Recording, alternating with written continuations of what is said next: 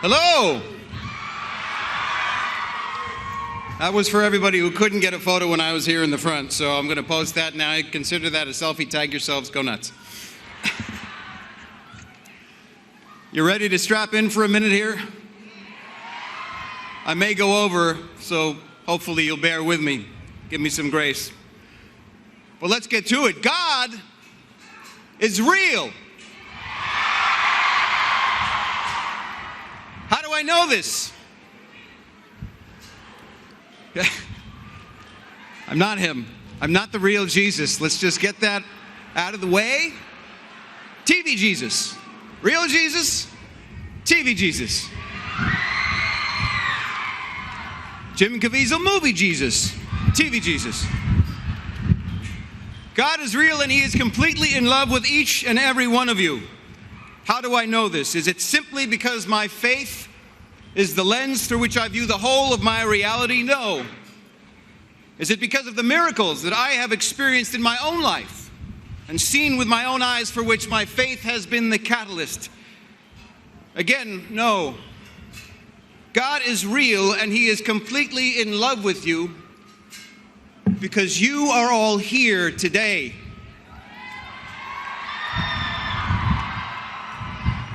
History has been made. Life has triumphed in an extraordinary way. And the light of the world, who is Jesus Christ, the author of life, his light has burned so very brightly within each and every one of you, irrespective of your specific beliefs, compelling you forward for one reason or another to stand together today and fight the noblest and worthiest cause possible, which is to allow the unborn the right to enter into the world and defeat those earthly forces that wish to destroy the very evidence of them.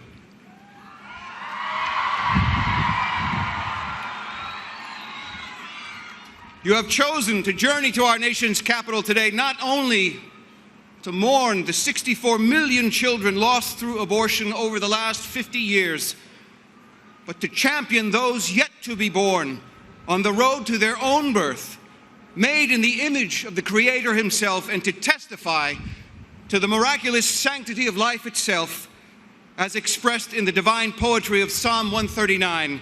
For you formed my inward parts. You knitted me together in my mother's womb. I praise you, for I am fearfully and wonderfully made. Wonderful are your works. My soul knows it very well. My frame was not hidden from you when I was being made in secret, intricately woven in the depths of the earth. You saw my eyes unformed. Your eyes saw my unformed substance. In your book were written, every one of them, the days that were formed for me, when as yet there was none of them. Having lived under a grim cloud of darkness for the last 50 years, the world has once again been given a glimmer of hope, and I pray that with this recent step in protecting life, despite the grievous nature of what we've allowed, that God might still look upon us in his infinite mercy and see the hearts of those of us here in support of life today and say to us in this hour, it is good. And it is good, but it is far from finished. Newton's law of motion says that every action has an equal and opposite reaction. This also applies to the spiritual realm. Having played the Son of God for the last 3 seasons on a television show you may have heard of called The Chosen, I've spent a lot of time dwelling in the realm of spirit through prayer, meditation, and the sacraments of my faith. Let me tell you, it changes you from the inside out, and that's a good thing. But it can be scary because you begin to see the truth manifest itself in all areas of your life, like a veil that has been lifted, and you can't unsee what you have seen. God begins to give you glimpses of more of everything, inviting you to journey to go deeper with him. But just as God is real, Satan is also real. And I'm not talking about the simplistic cartoon of some dude with horns and a tail. I'm talking about the father of lies, the great deceiver, the diabolical slanderer who pushes you to doubt when you know in your heart the right thing to do.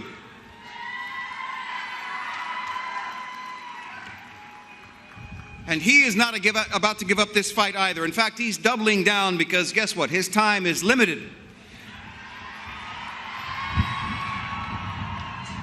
So he's throwing everything that he has at the world and all of us in it.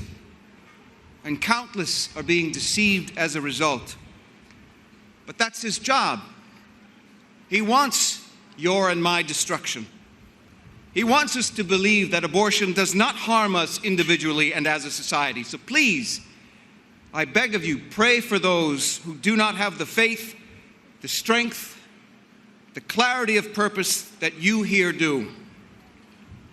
People ask me, how do you try to emulate Jesus in your own life when playing him? Well, loving my enemies, praying for those who persecute me and those who may protest me, is the first place that I have to start. But remember, my dear friends, we know how the story ends. God won.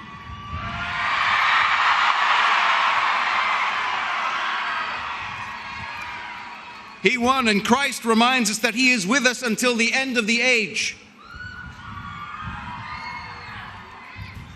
And that said, we need to take a quick glance into the mirror of culture, which communicates a few concerns about where we are as a society that I'd like to propose a couple of thoughts about for your consideration, if I may. I want to speak particularly to those of you here that identify with Gen Z and even Gen Alpha. Give it up for Gen Z and Gen Alpha.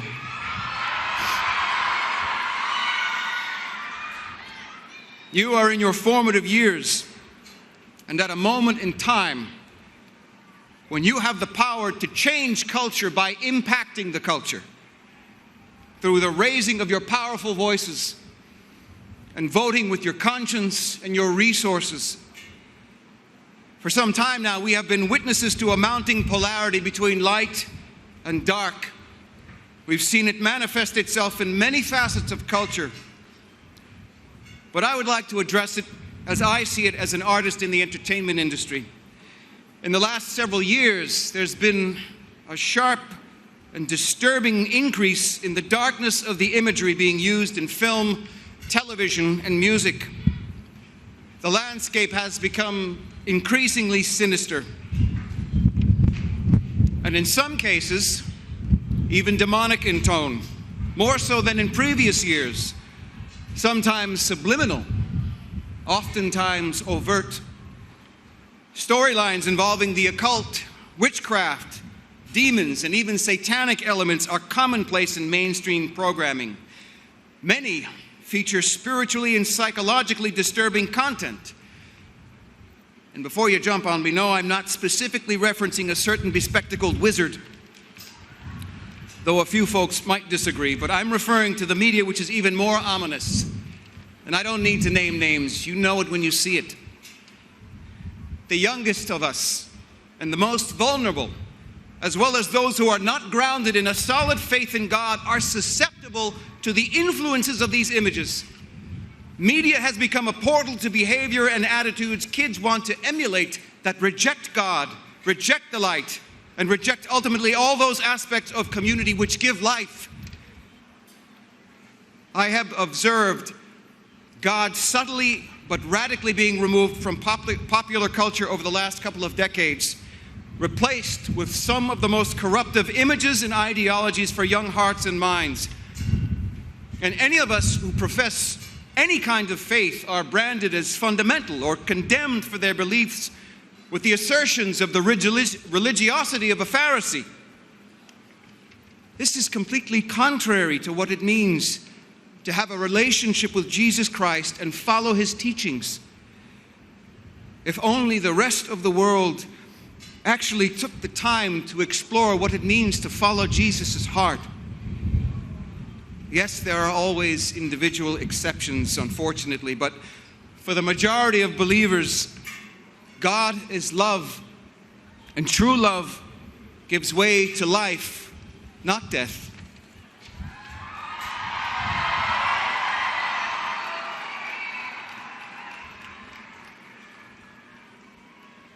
They say we live in a post-Christian society. I reject that. You can reject that. Change the culture by impacting the culture. Embrace that which is bigger than you. He who gave you abundant life and he who has called you by name. Do not be afraid.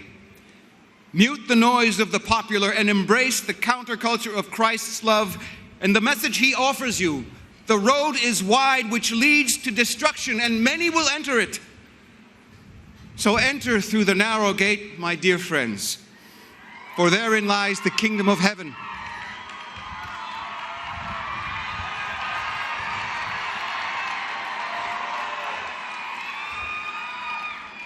Social media sites rife with images of hypersexuality, predominantly young women some of them who are major influencers, give the youngest of our digitally consuming generation the impression that that is how you're supposed to look, that this is how you're supposed to think and feel and act to get what you want, to get who you want, to be what you're supposed to be, as if some fantasy of aesthetic perfection is the road to happiness. It is not.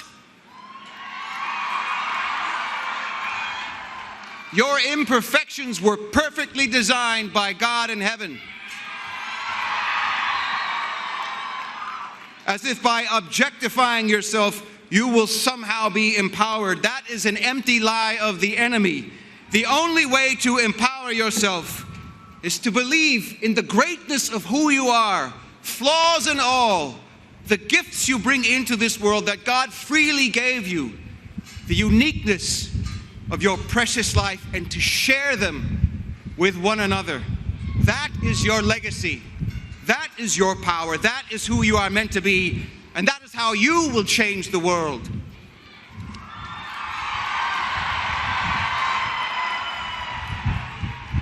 Do not let mainstream media's shallow depictions of sexuality and sexual irresponsibility deceive you into thinking that such an approach to love and relationships is without consequences. It isn't. And this is part of the systemic issue that brings us here today. I know how difficult it can be to think differently, to swim against the current, to choose life in a culture that celebrates death. You know, standing here saying these things to you now was neither the obvious career choice nor an easy decision for me, because I've never set foot in this arena before, publicly. But ultimately, I had no choice. This guy made me do it.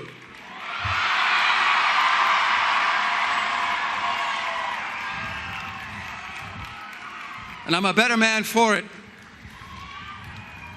A few years ago, I made a commitment to follow the promptings of the Spirit, and I stand by it, and it's why I'm here today. So I'll leave you with a few final thoughts. We are under an assault on our sense of virtue. We're enduring an affront to the innate holiness we are all imbued with and called to, and an attack on the family structure and the sacredness of the gift of life.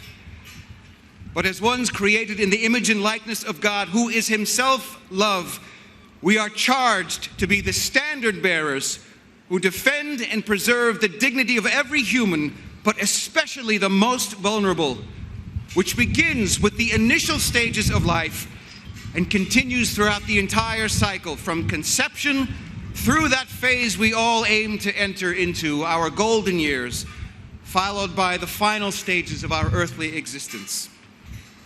Nannies and pop-pops, every one of us, if we are called to it. How can you make a difference? Number one, pray the rosary.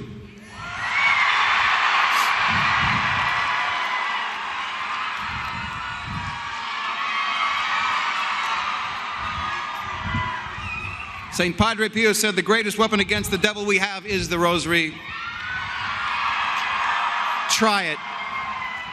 See for yourself. I don't need to sell it. God doesn't need me to sell anything. Secondly, examine and expose the areas of darkness in your world, in your community, in your immediate society that need your light, and bring it everywhere you go. Change the culture by impacting the culture. Raise your voice. Vote with your resources, financial, spiritual, and temporal. My commitment to impacting the culture as an artist is to pray I get to continue participating in telling stories like The Chosen and my upcoming film, Jesus Revolution, that shine a light on the struggles and successes of the human condition. Stories that uphold human dignity and reveal God's truth and infinite love for His people despite our inherent flaws. And we are also very beautifully flawed, perhaps myself most of all. But we are not alone.